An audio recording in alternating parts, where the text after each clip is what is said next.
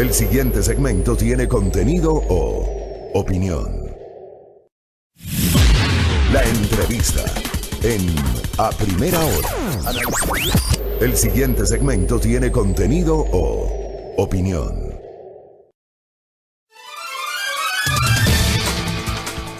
Muy bien, 6 de la mañana con 21 minutos. ¿Cómo les va? Saludos cordiales. Gracias a estos reportes de sintonía desde nuestros queridos compatriotas residentes en varios sectores de nuestra geografía y también alrededor del mundo. Saludos cordiales a quienes también ingresan a la transmisión a insultar. Un abrazo a la distancia, qué bueno que nos escuchen y qué bueno que estén pendientes de nuestro programa de noticias. Y también, sobre todo, los saludos a quienes son fieles oyentes y televidentes de este espacio de noticias. Un abrazo a la distancia. Ya es viernes, mucho para comentar el día de hoy. Tenemos una información de última hora que nos comparten. Crucero en Japón. Un argentino con coronavirus. Es una noticia de última hora que se acaba de conocer hace minutos. Un ciudadano argentino ha sido diagnosticado con coronavirus en un crucero en Japón.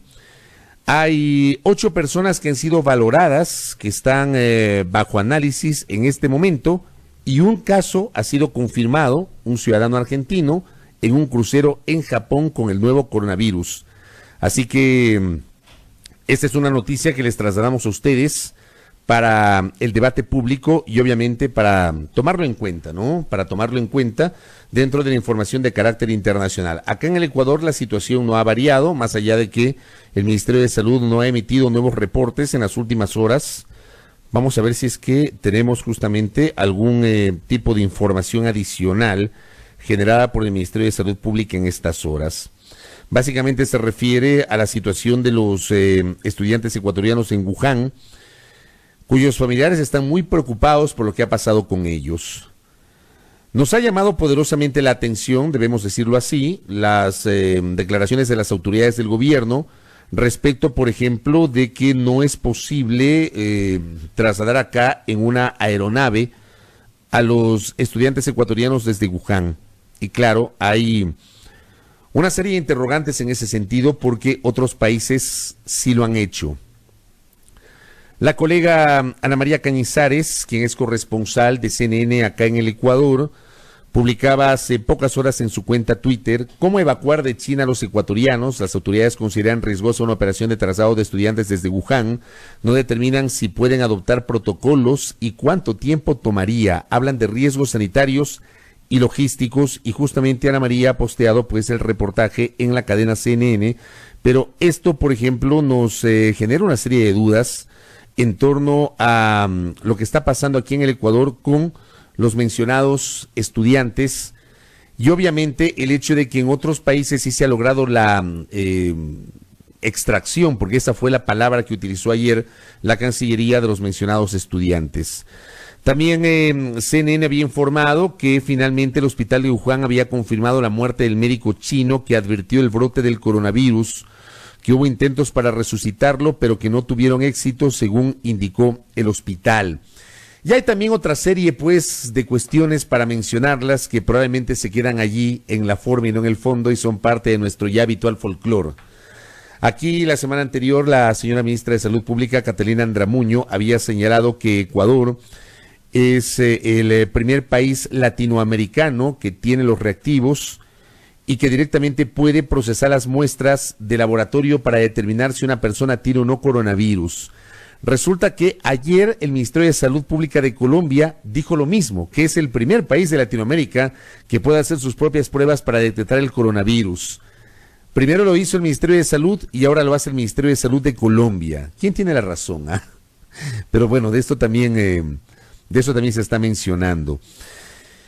Algo que, por ejemplo, también se destaca, digamos, y está allí para la polémica, es el hecho que se menciona que no existe una aeronave que pueda trasladar a los estudiantes. Hay 2 aviones presidenciales, el Legacy y el Falcon. Entiendo que el Falcon es una aeronave que puede cubrir grandes distancias y que sí podría trasladar con las debidas precauciones a los estudiantes. La Cancillería, por ejemplo, ha señalado que hay que enviar aviones ambulancia especiales para sacar a los ecuatorianos de Wuhan. Sin embargo, y esto también cito nuevamente a la colega Ana María Cañizares porque creo yo que sus aportes en Twitter ayer fueron muy interesantes para el debate público, Ana María decía que Brasil, por ejemplo, envió aviones Embraer usados para viajes presidenciales con personal médico militar y del Ministerio de Salud. Allí, por ejemplo, uno se pone a pensar, Brasil envía aviones Embraer, no envía aviones ambulancia, y acá en el Ecuador se podría echar mano del avión Falcon, que está al servicio de la Presidencia de la República, para poder evacuar a los ecuatorianos que están en Wuhan. Es un tema que realmente mantiene en vilo a los familiares de los mencionados compatriotas que esperan una respuesta mucho más contundente y mucho más inmediata, y que por favor, autoridades, creo yo que es momento de alejarnos un poquito de las declaraciones folclóricas, de las declaraciones de forma, de las declaraciones que pretenden ahí generar ruido, como la que formuló ayer el señor vicepresidente de la República, respecto a que confirmó que en pocos meses más va a viajar a la China. No es que va a viajar ya mañana a la China, entiendo que el viaje del señor vicepresidente será en mayo, hasta mayo cualquier cosa puede suceder, pero ya se hizo una broma respecto del tema del coronavirus. Creo yo que hay que ser muy serios, las autoridades tienen que ser muy serias en el manejo del discurso y en el manejo de la palabra, y este tipo de declaraciones que se prestan para la sorna, para la burla, para la ironía, para el sarcasmo, no le hacen nada bien en un momento en el cual el país necesita respuestas y cuando evidentemente hay un grupo de familias que está preocupada por sus seres queridos que se encontraban en Wuhan o se encuentran en Wuhan, Estados Unidos, estudiando. Se trasladaron a la China a estudiar y ahora mismo se encuentran confinados porque Wuhan es casi una ciudad fantasma donde se han adoptado medidas y disposiciones a través de las cuales sus ciudadanos tienen que permanecer en el interior de sus domicilios. Entonces hay que dejar un poquito el sarcasmo, la ironía y manejar con mucha seriedad estos temas. Hasta mayo cualquier cosa puede suceder. Entendemos que hasta mayo el señor vicepresidente de la República, o para mayo el señor vicepresidente de la República tiene previsto ese traslado para China, que es algo de lo que mucho se habló el día de ayer. Así que eso que está pasando el día de hoy. Complejo el tema, realmente complejo lo que ha pasado en estas horas. Hay otro tema que también me llama poderosamente la atención. Di lectura a una nota periodística de Diario Expreso que da cuenta justamente de la baja en la calificación de riesgo del Ecuador por parte de una de las principales calificadoras en esa materia a nivel internacional. Me refiero a la agencia calificadora Moody's, quien le ha bajado la calificación al Ecuador por la situación económica y por las expectativas que existen para el curso de los siguientes meses y semanas. La nota de Expreso da cuenta de la reducción del precio del petróleo. Esa es una muy mala noticia para nosotros. Ecuador sigue siendo un país primario exportador y Ecuador y su economía siguen dependiendo en gran medida del comportamiento del precio internacional del petróleo. En los últimos meses, Ecuador ha logrado excedentes en cuanto al precio del petróleo porque ese precio estuvo por encima de aquel con el cual se calculó el presupuesto del año 2019. Pero a esta hora, el precio del petróleo está por debajo del valor con el que se calculó el presupuesto general del Estado para este 2020, y eso evidentemente genera preocupación, porque insisto, el comportamiento del petróleo sigue siendo parte fundamental del manejo de las finanzas públicas en el Ecuador. A ver, acá me dice, retomo el tema el tema, antes de seguir con el tema económico, retomo el tema de los ecuatorianos, gracias a Milton. Me dice, no entra en el Falcon, tendría que enviar doble tripulación por regulaciones internacionales. Esa también es una buena discusión, pero creo que se tiene que aclarar, gracias al aporte a Milton. En el avión alcanzan 13, con la doble tripulación solo quedarían 5 puestos. Es un muy buen aporte que nos genera Milton, pero creo yo que estas explicaciones tienen que ser generadas con mayor profundidad por las autoridades y tratar de buscar una alternativa frente a lo que ha ocurrido. Digo, si no es el Falcon, busquen otra aeronave.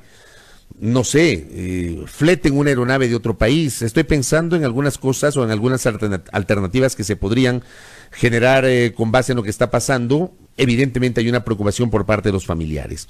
Retomo el tema económico porque decía, el precio del petróleo y su comportamiento está generando ahora mismo preocupaciones a nivel internacional sobre el comportamiento de la economía ecuatoriana. Pero aquí también se ha añadido en la nota de Expreso, y que también se mencionó en los comentarios de varios analistas, tanto a nivel de medios tradicionales cuanto en las redes sociales, la situación política del país El desorden político, dice Expreso, que golpea la economía ecuatoriana y se refiere básicamente al divorcio entre Creo y Alianza País.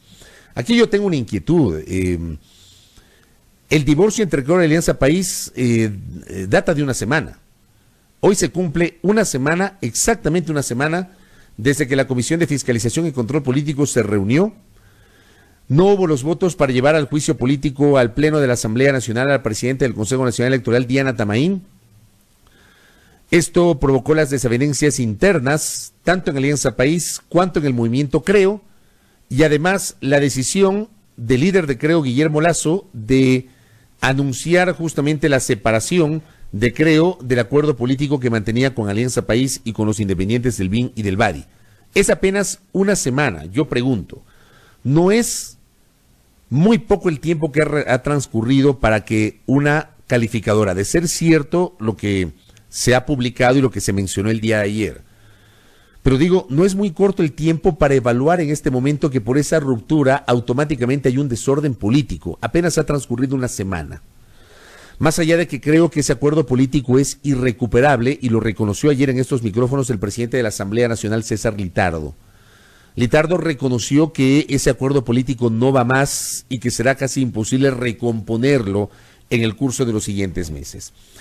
Pero al mismo tiempo reflexiono sobre lo que ha pasado en los últimos meses y creo yo que la mirada no debe centrarse exclusivamente en estos últimos episodios que implican la ruptura de ese acuerdo político que fue llamado Acuerdo por la Gobernabilidad y que, amables oyentes y televidentes, permitió básicamente la designación de autoridades legislativas, la integración del Consejo de Administración Legislativa y la distribución de las 12 comisiones especializadas permanentes, más la de fiscalización y control político. Este acuerdo operó en mayo. Por esos mismos días, el gobierno había anunciado que tenía ya listo un acuerdo con el sector empleador, con el sector empresarial y también con un segmento de los trabajadores sindicalizados, el que está representado por la CUT, la Central Unitaria de Trabajadores y Trabajadoras, gremio que nació en la década de Rafael Correa en el poder para convertirse en una suerte de contrapoder a la hegemonía que a nivel sindical mantenía el Frente Unitario de Trabajadores y sus filiales, la CEDOCUD, la CEOLS, la UGT, etcétera. Y aparece la CUT para respaldar la política laboral del gobierno anterior. Esa misma CUT resulta que decidió apoyar la gestión del presidente Moreno y es esa CUT con su dirigencia la que sostiene el discurso de apoyo al esquema laboral del gobierno del presidente Moreno. Pues con esa CUT se había anunciado este entendimiento en mayo del año anterior. Ya han pasado varios meses, junio, julio, agosto, septiembre, octubre, noviembre, diciembre, enero, febrero, 9 meses. Desde aquel anuncio, 9 meses más o menos, desde aquel anuncio. Y finalmente el Ejecutivo no ha remitido a la Asamblea Legislativa el proyecto de reformas laborales. 9 meses, no es un tema de hace una semana. No es un tema que tiene que ver con la ruptura de Creo con Alianza País. El gobierno, durante 9 meses transcurridos después de su anuncio inicial, no logró cumplir con el ideal de enviar a la Asamblea Legislativa un proyecto integral de reformas al Código del Trabajo. No lo hizo cuando recién se había conformado y recién se había constituido este acuerdo por la gobernabilidad, como lo llamaron nuestros dirigentes políticos. Se supone que con ese acuerdo uno entendería, o debió haberlo entendido así, yo lo entendí así. Con ese acuerdo el gobierno no iba a perder tiempo y en el curso del 2019 iba a viabilizar la instrumentación de todas las reformas laborales y económicas derivadas del acuerdo con el Fondo Monetario Internacional. Por cierto, el acuerdo con el fondo cumplió un año, está por cumplir un año. Hoy estamos 7 de febrero, fue en febrero del año anterior cuando el señor presidente de la República confirmó que existe un acuerdo con el Fondo Monetario Internacional, hace casi un año. Estamos hablando que han transcurrido 12 meses de vigencia de ese acuerdo, que significó el anuncio de que Ecuador en los siguientes 3 años iba a tener préstamos o créditos por 10.200 millones de dólares, 4.200 generados por el propio Fondo Monetario Internacional y 6.000 por parte de los otros organismos multilaterales de crédito como el Banco Interamericano de Desarrollo y el Banco Mundial. Sin embargo, el propio año anterior, el Ejecutivo tuvo tropiezos para que el Fondo Monetario le desembolse los recursos. Por ejemplo, hubo una revisión en agosto, el dinero debió haber sido desembolsado en septiembre y recién se lo hizo en diciembre porque el gobierno tardó en enviar la reforma tributaria a la Asamblea Nacional. Decía, no enviaron la reforma laboral, enviaron un paquete de 400 artículos por la vía de urgencia en materia económica, con una serie de reformas a nivel tributario, a nivel del Código de las Finanzas Públicas y a nivel del Código Monetario Financiero, cuyo tema más discutido y discutible en la Comisión de Régimen Económico y luego en el Pleno de la Asamblea Nacional fue el presente y futuro de la autonomía del Banco Central, tema sobre el cual el Fondo Monetario Internacional está exigiendo una modificación al gobierno del presidente Moreno.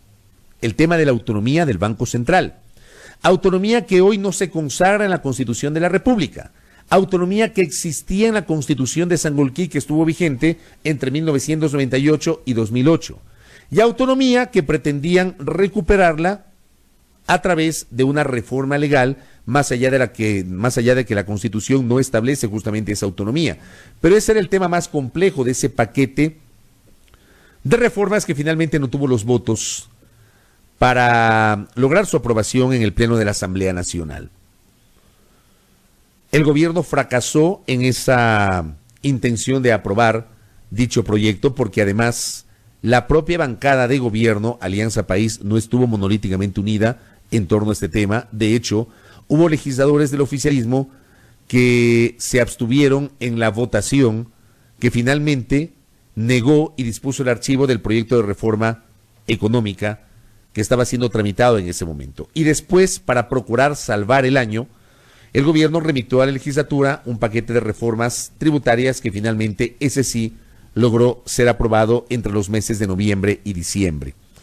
Pero de la reforma laboral nada. Y cito todo este escenario porque a mí me parece muy epidérmico que en este momento se pretenda atribuir a la ruptura de Alianza País con Creo el hecho de que Moody's le haya bajado la calificación al Ecuador y de que haya dudas en torno al cumplimiento de los acuerdos alcanzados por el Ecuador con el Fondo Monetario Internacional. El tema va más allá. Creo yo que el análisis tiene que abarcar inclusive estos escenarios que estoy mencionando del año anterior. Ahora bien, las cosas, creo yo, tienden a complicarse a nivel legislativo y tienden a complicarse porque con la ruptura con Creo, esta alianza, este acuerdo de Alianza País con los independientes y con el movimiento de Guillermo Lasso tenía asegurada en teoría, o al menos en el papel, la mayoría absoluta para la aprobación de leyes. Según recuerda la nota de Diario Expreso, entre estos 4 sectores políticos sumaban 84 voluntades en el Pleno de la Asamblea Nacional. Esto en la nota de Diario El Telégrafo, ya no de Expreso, en la nota de Diario El Telégrafo. 81 voluntades. 81 tenían entre Alianza País, Creo y los independientes del Bloque de Integración Nacional y del Bloque de Acción Democrática BADI. 81. Hoy se quedarían con 58 y requieren al menos 70 para aprobar cualquier tipo de reforma o nueva ley en la Asamblea Nacional. Sumar a aquello el hecho de que en esas propias bancadas independientes no hay unidad de criterios e inclusive ha habido diferencias internas por la postura de algunos legisladores porque esas bancadas responden a diversos criterios de pensamiento político ideológico. Jimmy Candela, hace 2 días, asambleísta peninsular, presidente de la Comisión de Educación e integrante del Bloque de Integración Nacional BIN, que decidió abstenerse en la votación para llevar a juicio político a Diana Tamaín, reconocía, por ejemplo, que su voto respondía al hecho de que en el BIN Hay 5 legisladores de la Amazonía que en cambio respaldaban la gestión de la presidenta del Consejo Nacional Electoral. Yo no me atrevería a decir que en este momento el denominado acuerdo por la gobernabilidad tiene 58 voluntades. No me atrevería yo a afirmarlo con certeza, porque los independientes no están monolíticamente unidos, porque cada sector político tiene sus propios intereses y sus propias visiones sobre el manejo de la economía y de la política, y porque además, como hemos dicho en varias ocasiones en estos micrófonos, 2020 es un año clave porque en 2020 se configurarán las candidaturas y habrá evidentemente legisladores que querrán buscar la reelección y necesitan mostrar a sus electores algún tipo de actitud que ellos seguramente considerarán los va a beneficiar. Esos 58 votos que cita la nota de diario El Telégrafo, creo yo, no son votos seguros. Y eso evidentemente se presta para la discusión respecto a qué va a pasar en el curso de este 2020 con los proyectos que eventualmente remita el Ejecutivo a la Asamblea Nacional.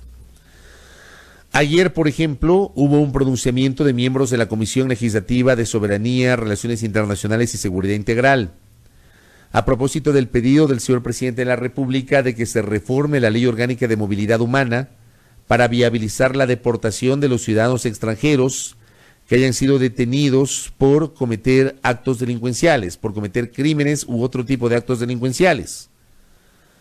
Tuvimos acá también en el curso de esta semana un especialista en esta materia, a Jack Ramírez, quien refería a las normas que establecía y que establece hoy la Ley Orgánica de Movilidad Humana.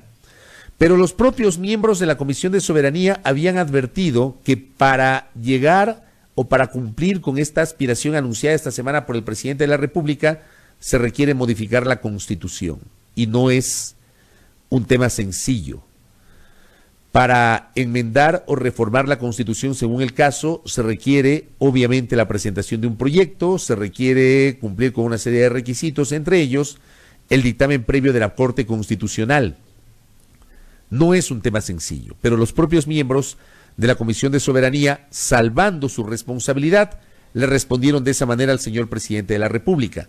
Y cito esto porque es parte de lo que ha ocurrido en el curso de esta semana con los movimientos en la Asamblea Nacional y la situación interna de las organizaciones políticas. Recién estamos 7 de febrero, quedan 10 meses y medio todavía por transcurrir en el año, ni bien iniciado el año, ya estamos hablando de rupturas, de dudas, de desavenencias en la Asamblea y del costo que eso puede generar respecto de la calificación del Ecuador en los mercados financieros internacionales. El tema es harto complejo. Y yo no sé si en este momento el gobierno pueda tener un manejo político adecuado, porque está claro que, por ejemplo, en el caso del juicio político, la presidenta del Consejo Nacional Electoral fracasó en la intención de llevarla justamente a interpelación ante el Pleno de la Asamblea Nacional. Es discutible, creo yo, que el gobierno hoy tiene una evidente debilidad en cuanto a su relación con la función legislativa, y esto le va a pasar factura, me parece, en el trámite de los posibles proyectos que envía la Asamblea Nacional, que no tienen fecha hasta el momento. Como tampoco tiene fecha el anuncio respecto de la focalización del precio de los combustibles. El señor presidente de la República hace pocas semanas, en una entrevista con los comunicadores Lenin Artieda y Clever Chica en la ciudad de Guayaquil, había anunciado que el gobierno va en la línea de la focalización de los subsidios. No dio una fecha precisa, habló de que podría ser febrero, marzo o abril cuando se haga ese anuncio, y que ese anuncio lo instrumentará el señor ministro de Economía y Finanzas, Richard Martínez. No tenemos fecha todavía y el gobierno no ha generado nuevos pronunciamientos respecto de la focalización de los combustibles. Me salta la inquietud.